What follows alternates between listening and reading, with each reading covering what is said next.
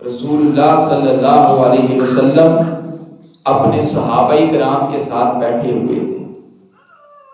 ایک نوجوان آیا اور آ کے کہنے لگا اللہ کے رسول صلی اللہ علیہ وسلم مجھے زنا کرنے کی اجازت دے.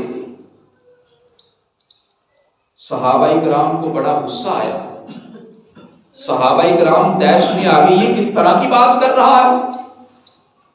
کائنات کے امام نے اس کو اپنے پاس بلا لیا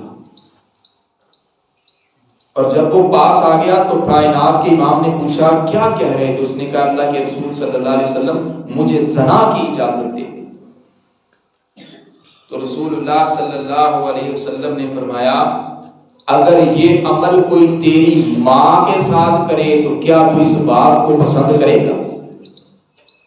تیری ماں کے ساتھ کرے کوئی اس طرح کی بد فعلی تو کیا تو اس کو پسند کرے گا. اس نے کہا نہیں اللہ کے رسول صلی اللہ علیہ وسلم ہرگز نہیں. تو پھر کائنات کے امام نے فرمایا اگر کوئی اس طرح کی حرکت تیری بیٹی کے ساتھ کرے تو کیا تو برداشت کرے گا, کیا تو پسند کرے گا. اس نے کہا نہیں اللہ کے رسول صلی اللہ علیہ وسلم. پھر کائنات کے امام کے لب ہلتے ہیں. فرمایا کہ اگر کوئی تیری بہن کے ساتھ کرے تو کیا تو پسند کرے گا. اس نے کہا نہیں اللہ کے رسول صلی اللہ علیہ وسلم ہرگز نہیں میں پسند کروں گا.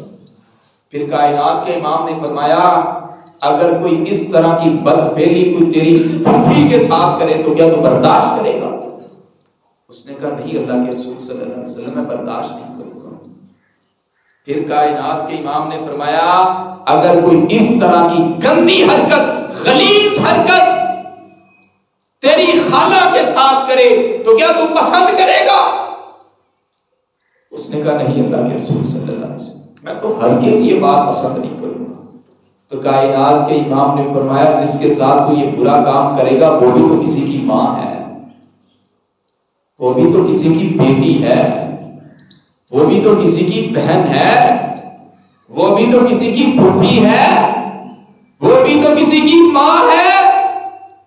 پھر کائنات کے امام نے اس نوجوان کے سینے پہ ہاتھ رکھا اور دعا کی اللہم اغفر ذنبہ وطہر قلبہ وحسن فرجہ.